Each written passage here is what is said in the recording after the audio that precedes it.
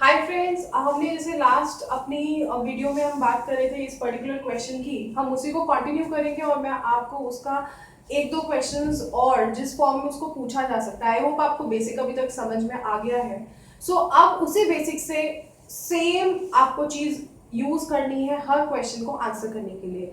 सो अभी कैसे चलने वाला है, एक और क्वेश्चन आपको किस फॉर्म में पूछा जा सकता है कि how many steps will be required to complete the arrangement, the arrangement of which input of this input, जिसके बारे में हम बात कर रहे थे। हमने लास्ट लेक्चर में बात करी थी और ये देखा था कि हर इनपुट, इस इनपुट के हर स्टेप में दो वर्ड्स या दो जो इसमें वर्ड्स हैं या डिजिट्स हैं उनको अरेंज किया जा रहा है। सबसे पहले मैं इसमें अल्फाबेट्स को इंक्रीजिंग ऑर्डर में सेट कर रही थी एज पर माय रूल, जो हमें इस क्वेश्चन के अंदर दिया गया था। सबसे पहले मैंने देखा था कि मुझे सबसे पहले F को अरेंज करना पड़ेगा। ऑन माय फर्स्ट स्टेप मैं क्या करूंगी, F को अरेंज करूंगी। दिस इज वन, दो वर्ड अरेंज होने हैं, तो सेकेंड वर्ड कौन सा है, गिवन। ये दोनों अरेंज हुए थे, फाइन, फर्स्ट वर्ड के अंदर, फर्स्ट स्टेप के अंदर। नाउ सेकेंड स्टेप मैं जब लेती हूँ, I am not considering numbers अभी, बिकॉज नंबर्स मुझे एंड के स्टेप्स में अरेंज करने हैं। सबसे पहले मुझे क्या अरेंज करने हैं, अल्फाबेट्स। F हो चुका है। नाउ हम फिर से अपनी जो अल्फाबेटिक ऑर्डर है हम उसको शुरू करते हैं, विच इज ABCDEF। G आ गया है, H आना चाहिए था, नहीं है, H, I है यहाँ पे। I will be arranged in my second step, fine. EFGHI, then we have JKLMNO. Now I have O over here, तो ये मेरा सेकेंड स्टेप में ये दोनों चीजें अरेंज हो जाएंगी, फाइन। एक चीज मैं आपको फिर इस वीडियो में आपको एक बताना चाहूंगी कि आपको ये चीज याद रखनी है कि फाइनल आउटपुट में जैसे जैसे आप अरेंज करते जाएंगे, अगर मैं साथ में फाइनल आउटपुट लिख रही हूं, मैं जो चीजें अरेंज कर रही हूं वो कहाँ मूव हो रही है, लेफ्ट हैंड साइड। फर्स्ट ये दोनों थी, सबसे पहले मैंने क्या अरेंज किया था, फाइन, तो फाइन सबसे एक्सट्रीम लेफ्ट पे आएगा। This is the first position जो फाइन ने ली है। नाउ सेकंड पोजीशन जो एक्वायर करेगा that will be given, fine. अगर हम सिर्फ फर्स्ट स्टेप की बात करते तो ये दो आगे आते, उसके बाद इन दोनों को इग्नोर करके सारा सेम चलता जो हमने लास्ट क्वेश्चन में डिस्कस किया था, फाइन।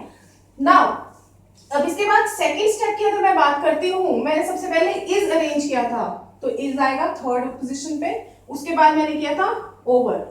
अगर मैं क्वेश्चन में सिर्फ इतना अरेंजमेंट डालती हूँ, this is my second step, fine. उसके बाद अब अगर मैं बात करती हूँ, मैं ओवर अरेंज यहाँ पे कर चुकी हूँ।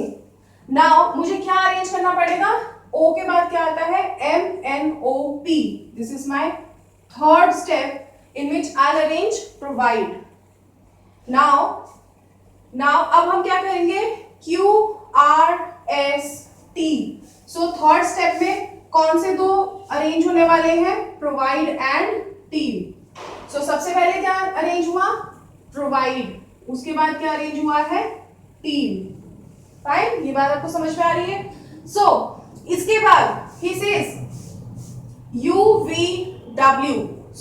इन माय फोर्थ स्टेप मुझे ये करना है, लेकिन पहली बात, पहले ही ये मेरी बची हुई सीरीज के एक्सट्रीम लेफ्ट पे है, मुझे इसको ऐसा अरेंज करने की जरूरत नहीं है, ये ऑटोमेटिकली यहाँ आ जाता है। वेन हो चुका है, इसके बाद क्या बचा है, 0। इसके ऊपर मैं अपना फोर्थ स्टेप अप्लाई करती हूँ और ये आ जाता है यहाँ पे। टिल फोर्थ स्टेप मेरी सीरीज क्या बनी है, fine, given, is, over, provide, team, when, 0। और बचे हुए जितने भी मेरे यहाँ पे अल्फाबेट्स या न्यूमेरिक नंबर्स यहाँ पे बचे हुए हैं, विच इज 11, 37, 90, 45, 29 एंड 89, इसी सीरीज में मेरा कहाँ तक हो जाता है, मैंने कितने स्टेप्स ले लिए हैं, 4 स्टेप। फोर्थ स्टेप अगर आपसे बीच में पूछ लिया जाए तो यहाँ तक सॉल्व करने के बाद बची हुई सीरीज को जैसे भी series according to this series उनको ऐसे कैसा आप यहाँ लिख देंगे, फाइन। बट उसने हमसे क्या पूछा है, कंप्लीट करने के लिए कितने स्टेप्स मुझे लेने पड़ेंगे, ठीक है। नाउ अब मैं अपने अल्फाबेट्स को अरेंज कर चुकी हूँ। अब मैं किसकी बात करूंगी, अब मैं बात करूंगी नंबर्स की। नंबर्स की अब हम बात करते हैं 11, 37, 90, 45, 29 एंड 89। अब इसको हमें करना क्या है, अगर मैं इसको देखती हूँ, इन्होंने किस फॉर्म में इसको सेट किया है, this is in the decreasing order. Fine. So अगर ये डिक्रीजिंग ऑर्डर में इनका फाइनल आउटपुट रहा है तो हमें यहाँ पे डिक्रीजिंग ऑर्डर में ही लगाना है। सो डिक्रीजिंग ऑर्डर में सबसे पहले क्या आना चाहिए 90, और यहाँ भी फर्स्ट स्टेप में हम 2 नंबर सेट कर रहे हैं। So this will be our fifth step, 90 set होगा और साथ में 90 के बाद सबसे बड़ा नंबर कौन सा है 89। सो ये दोनों फिफ्थ स्टेप में सेट हो रहे हैं। सो 90 एंड 89।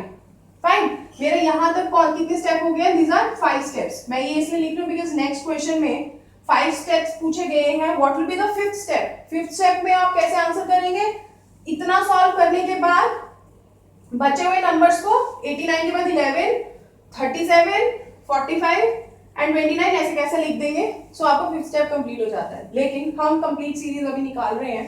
सो अब ये सेट हो गए हैं। अब इसके बाद सबसे बड़ा नंबर कौन सा है 45। तो मुझे इसको सेट करने में मैंने 6 स्टेप अपना बनाना शुरू किया है।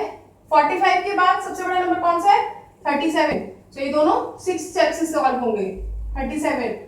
अब मुझे इसके बाद सबसे बड़ा नंबर कौन सा है 29, मतलब मुझे एक और स्टेप लेना पड़ा है which is 7th स्टेप, जिसमें मुझे 29 सेट करना पड़ा and the remaining number will come itself here which is 11। So total steps मैंने कितने लिए हैं हमारे इस क्वेश्चन में 7 स्टेप्स। फाइन, 7 स्टेप्स लिए हैं। नेक्स्ट क्वेश्चन क्या कहता है, what will be the fifth step of this arrangement. मैंने ऑलरेडी स्मार्टनेस आपकी इसमें यही रहेगी, एक बार क्वेश्चन को रीड करके उसके जितने भी पार्ट्स हैं उनको रीड कर लीजिए। बिकॉज अगर आपने एक बार नंबर ऑफ बिंग हम शॉर्टकट लगा रहे हैं तो आप पर स्टेप तो नहीं लिख रहे हो। सो आप एक लाइन में फटाफट कैलकुलेशन कर लेते हो और आपको पता चलता है 7 स्टेप्स आपने लिए हैं। सो अगर आपसे कोई बीच में पूछ लेता है कि फिफ्थ स्टेप क्या होगा तो मे बी आप आंसर ना कर पाओ। तो आप अगर ये क्वेश्चन में 5 पार्ट्स आपको सॉल्व करने के दिए गए हैं, पहले एक बार उनको फटाफट से रीड कीजिए सो दैट यू नो कि मुझे फिफ्थ स्टेप पे एक बार अगर मैं रुक लूंगा तो मेरा थोड़ा टाइम सेव हो जाएगा। सो इसीलिए मैंने यहाँ 5 मार्क कर लिया था। सो हमारा इसका आंसर क्या रहेगा, फिफ्थ स्टेप का अरेंजमेंट क्या होना चाहिए। फिफ्थ स्टेप का क्या अरेंजमेंट होगा, देखिए यहां तक तो अरेंजमेंट सेम ही रहने वाला है। इसके बाद हमें अरेंजमेंट नहीं करना था अगर फिफ्थ स्टेप पे मुझे क्वेश्चन को रोकना था। सो मैं जो ये मैंने अरेंज किए थे इनको बिना अरेंज करे लिखूंगी विच इज 11, ठीक है। और मैंने क्या अरेंज किया था 5 के बाद 37 ऐसे लिखूंगी, इसको अरेंज नहीं करूंगी। और 45 जो जहां था ओरिजिनल प्लेस पे उसको वही लिखा जा रहा है, ठीक है। एंड 29 ये तो फिफ्थ स्टेप ही है, ये आ चुका है। So this is are not the final output, अभी हम ये बात कर रहे हैं this is my fifth step. Fine. So अब आपने देखा कि आपको किस तरह से यहाँ पे क्वेश्चंस आ सकते हैं। अब मैं आपसे डिस्कस करने वाली हूँ 2 बेसिक टर्म्स की जो हम यूज करते हैं। One is forward movement and one is backward movement. इसी क्वेश्चन की हेल्प से मैं आपको वो दोनों टर्म्स समझाती हूँ। मैं क्या टर्म्स की बात कर रही हूँ, let me write down here. I am talking about 2 terms, one is forward movement and another is backward movement। Fine. अब फॉरवर्ड मूवमेंट क्या होती है, मुझे फॉरवर्ड से क्या समझ में आता है, from the word forward means आगे बढ़ना। फाइन। सो अगर मैं इस सीरीज में देखूं, अगर मैं इनपुट से स्टेप 1 में आती हूँ, स्टेप 1 से स्टेप 2 में जाती हूँ, तो मैं आगे बढ़ रही हूँ हर क्वेश्चन में। फाइन। सो इसके अंदर हम क्या करेंगे कि इनपुट फॉरवर्ड क्या होता है, आगे बढ़ना, मतलब आप इनपुट से फर्स्ट स्टेप निकाल रहे हो, फर्स्ट से सेकंड, सेकंड से थर्ड, थर्ड से फोर्थ। और बैकवर्ड मूवमेंट क्या होती है, जब आप क्वेश्चन में पीछे जाते हो, 5 से फोर्थ, 4 से थर्ड, थर्ड से सेकंड, ऐसे। So that is called backward movement. अब मैं आपको नेक्स्ट वीडियो में एक बहुत ही अच्छा टिप बताऊंगी जिससे आप विद इन 1 सेकेंड एक क्वेश्चन में फटाफट आंसर कर सकते हो और 1 मार्क ग्रैब कर सकते हो।